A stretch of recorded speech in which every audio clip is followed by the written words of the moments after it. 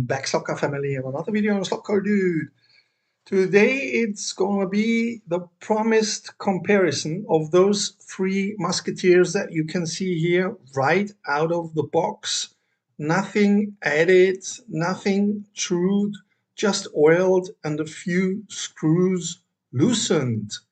Come with me and check it out.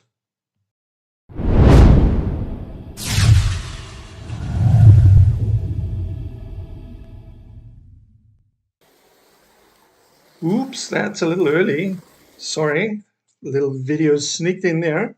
So let's check out the three contestants. We have here the NSR Formula One out of the area 86 to 89.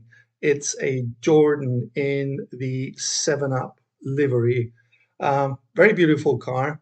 I just didn't have one. I had to add it. So I thought I'll give it a try. Stunning looking car, great livery. I just like it. Second contestant is the sideways Ford GT here on display without its rear wing. When I take it to the track, it will have the rear wing on. So many people said sideways cars are just so great on track. You have to test it. I have to be honest, I haven't tested any yet. So this is my first sideways cars I will be taking to the track. Really looking forward to that. Only heard good things about it, and also very great looking livery. What I wanted to do, of course, is take especially high-end cars to this test. That's why I have chosen those three producers that are shown in the video here. And the third contestant is SRC, the Porsche 919. I think you all agree that this is a stunning looking car. I know LMP cars are not everybody's darling. To me, I just love them, and this is definitely one of the best cars I've seen. Just looking at it from the outside, all the details, the whole body, the paint job, everything just fits in perfectly. I'm the dude. So that's what you call me, you know? That or his dudeness or duder or, El Duderino. Let's continue with a Porsche right away. Here we have a view at the chassis. It's a race chassis, as you can see, parts already cut out. That's coming like this out of the factory. And as you can see, brass screws. That means that you can adjust the float of the motor pot right there. This is the chassis of the NSR Formula One car. Of course, I took the magnets out, also the screws for the float, for the motor pod to be seen, and of course the body fixing screws as well to give it maybe a little flex, a little body float. And the third chassis, of course, the sideways, as you can see, also equipped out of the factory with these brass screws to adjust the float, the body float, and in this case, the motor pod float. If you like this kind of content, please leave a like. If you want to get informed when I issue new videos, feel free to subscribe to my channel. It's free of charge. Leave comments, share, tell others. Just feel free to stroll around in my channel, ask questions, all slot car related. You ask them, you get an answer. No problem. Let's take a little closer look at the three chassis when the bodies are off. This is the SRC chassis. As you can see, it's a screwed guide holder. You have the front axle to be adjusted, and that's the only thing I did on all three cars. Yes, I did adjust the front axle because two of them would rub on the body. Now for the body float, the center part here in front is not a screw. It's actually a tube which allows movement to the left and right, but not up and down. And as you can see in the rear as well, it's got a suspension already built in coming out of the factory. So this is one race car you can only dream of. Suspension to the left and to the right of the motor pod to be adjusted with those brass screws, and also a very nice setup on the rear axle with the gearing looking very professional to me. Very nice tires, very soft tires, all three of them. And here another view on the suspension. And if you take a closer look, the two screws in the rear here behind the rear axle, they also have a suspension already built in. Again, coming out of the factory like this. Yes, that's what you see in the price, unfortunately, but you get what you pay for in this case. And I mean this very positive. All three motors are 21K motors. I think one of them is a 21,400. Can't remember which one. This one is not the one that's got the 21K factory motor built in. And again, very nice setup. Yes, and in this case, I also took a closer look into the body. As you can see, the body is two parts. The front is screwed. The nose is actually screwed to the rest of the body on this SRC Porsche 919. Very nice car, flexible body, very small cockpit, but again, detailed. And just another quick look on the outside, because it's one stunning looking car, if you ask me. And the details, again, I know I'm repeating myself. Sorry, guys. I was just blown off my feet when I saw that. Really, really nice, down to the very last detail.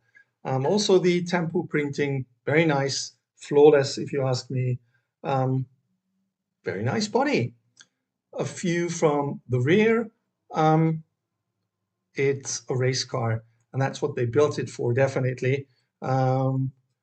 SRC is a Spanish brand, which means they focused on racing those cars on wood tracks, or also endurance racing on plastic tracks. Again, detail wherever you look, and good detail wherever you look. Again, in this case, positively speaking, you get what you pay for. Now, last look on the right-hand side. We've seen the left-hand side. Both sides look as good as the other one. And there is really nothing to complain about. I like what I've seen, and this is definitely one of my most liked cars at the moment. Hopefully, it will also be a good one on track, well behaving, and a fast car on track. That's what I wish that the outcome of this car is. Now, the chassis of the NSR Formula One. We've got a clipping guide, which I would change if I would race this car.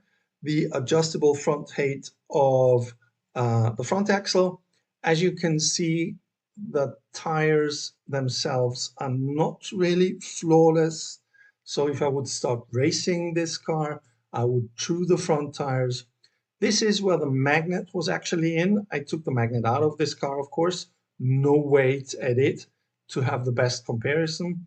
And you can see the red motor pod, leaving a few more options in the rear to set up a suspension if you want to, or more screws also if you want to. But this one would be for suspension. A few to the inliner. Gearing feels very good. Also, the rear tires, very soft. Again, I think all three producers have 25 Shore tires, but as you can see, by far not flawless. I would chew them if I would start a race series with that car. But it's a test out of the box, so I just want to show you, without doing anything, what those cars behave like. Again, this was where the small magnet was sitting. Pop that out, very easy. And the clipping guide and the adjustable front height of the front tires. A little side view of the chassis, all looking very decent, straight. I have to admit, no bent chassis here. Now, this is the chassis of the sideways cars. Again, screwed guide in this case as well. Adjustable front height for the front axles. In this car, both cables are put in on the chassis very nicely. There are small bits and pieces where the cables go through, so they don't interfere with anything else like the cockpit or anything, or the body. So very nicely done. The motor pod would also leave the option for a suspension in the rear, as you can see. At the moment, factory-wise, coming out of the box, it's only got those two screws in the rear or in the middle and two screws in the front. The gearing looks very nice as well. It's a metal gear. All three cars have aluminum rear rims. And again, as you can see on the right-hand tire, also not flawless, the rubber itself. So I would chew that tire if I would start to go racing with that car. Maybe I'll do a third video where I set them up to my likings and give them a try as well. But there will definitely be a second part because I noticed that this video already takes 12 or 13 minutes. So not to get too boring, there will be a second part with on-track insights of those three cars. Side view of the sideways chassis. Nearly a rhyme. Again, straight chassis, nothing bent here. Easy, clean setup. Now, again, I will take those cars to the track. Next, I will, of course, let you know what my personal impressions are, what I think behaves best, behaves the easiest, is most forgiving without any additional interference from me or anybody else. And as always, please like, share, leave comments, tell others, and of course, as always with Slotcar Dude, don't forget, there is more to come.